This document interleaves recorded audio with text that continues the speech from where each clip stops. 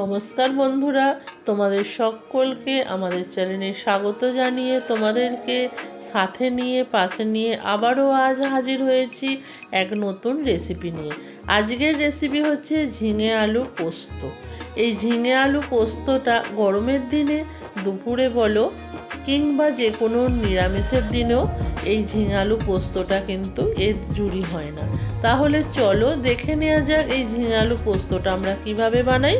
তার জন্য প্রথমেই এখানে আমি 500 গ্রাম ঝিঙেকে ভালোভাবে খোসা ছাড়িয়ে কেটে নিয়েছি। আর ঝিঙেগুলো কিন্তু খুব কচি, দেখো কোনো দানাই নেই। আর এখানে ঝিঙের জন্য নিয়েছি 1 পিস আলুকে কেটে আমি নিয়েছি, এই রকমভাবে পিস করে নিয়েছি, খুব বড় নয় খুব ছোট নয়। আর ঝিঙেগুলো একটু বড় রেখেছি কারণ ঝিঙে তো খুবই নরম আর খুব গলে গেলে দেখাই যাবে না, তার জন্য। এখানে কাঁচা লঙ্কা নিয়ে নিয়েছি 8-10টা, আর পোস্ত নিয়ে নিয়েছি 4 চামচ। চলো রান্নাটা কিভাবে করি দেখা যাক। প্রথমেই একটা কড়া বসিয়ে দিয়েছি, কড়াইয়ের মধ্যে সর্ষের তেল দিয়ে দিলাম।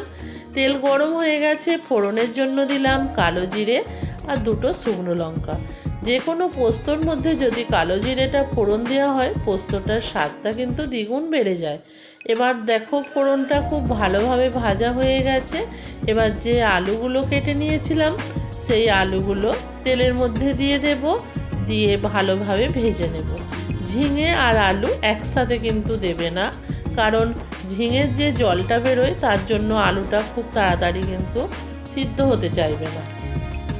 দেখো একটু হলুদ দিয়ে দিলাম, হলুদটা দেবার ফলে আলুটা খুব সুন্দরভাবে কালার এসে গেছে। আর আমি হলুদ কিন্তু ব্যবহার করব না। এবার আলুটা খুব ভালোভাবে ভাজা হয়ে গেছে। এবার এখানে দিয়ে দেব ঝিঙেগুলো।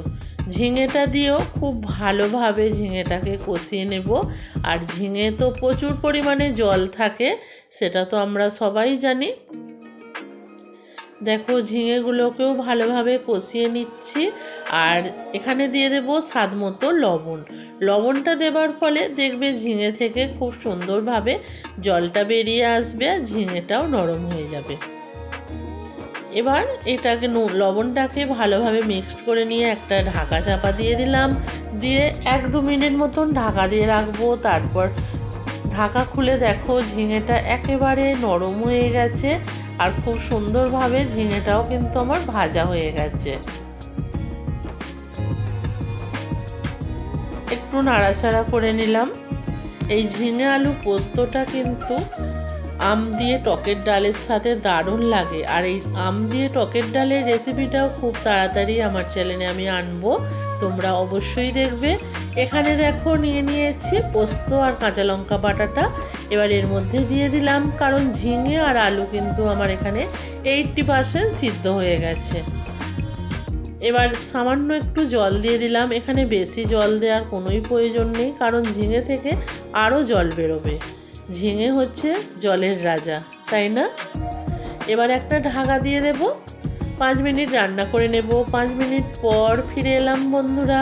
দেখো আলু আর ঝিঙে কিন্তু একেবারে মিক্সড হয়ে গেছে আর খুব সুন্দর লাগছে দেখতে, না?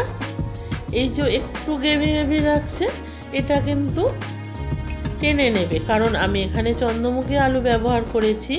আর চন্দ্রমুখী আলু তো জানো অনেকটা জল টানে। এবার খুব ভালোভাবে আলুর সাথে ঝিঙেটা একটু মিক্সড করে নিলাম, দেখতে কিন্তু খুবই সুন্দর লাগছে।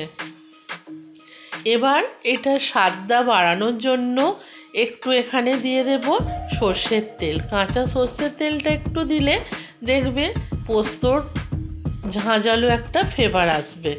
এবার তেলটা দেওয়ার পরও ভালোভাবে এটাকে মিক্সড করে নেব, নিয়ে 1 মিনিট মতন ফুটিয়ে নেব। পোস্ত কিন্তু আমার একেবারে রেডি হয়ে গেছে। আজকের রেসিপিটা খুবই সাধারণ রেসিপি, কিন্তু এর স্বাদ কিন্তু অসাধারণ হয়। একবার হলেও তোমরা এই রকমভাবে ট্রাই করবে। আর ঝিঙে তো এই গরমের সময় খাওয়াটা খুবই ভালো। আজকের রেসিপিটা তোমাদের কেমন লাগলো সেটাও কিন্তু আমাদেরকে কমেন্ট করে জানাবে। তোমরা যদি আমাদের কাছ থেকে নতুন কোনো রেসিপি দেখতে চাও সেটাও আমাদেরকে কমেন্ট করে জানাতে পারো। এবার গ্যাসের ফ্লেমটা অফ করে দেব, দিয়ে এটাকে ঢাকা দিয়ে 5 মিনিট রেস্টে রাখবো। 5 মিনিট পর ফিরে এলাম বন্ধুরা। দেখো কত সুন্দরভাবে তৈরি হয়ে গেছে এই ঝিঙে আলু পোস্ত। তোমাদের যদি রেসিপিটা ভালো লাগে অবশ্যই লাইক কমেন্ট শেয়ার করবে।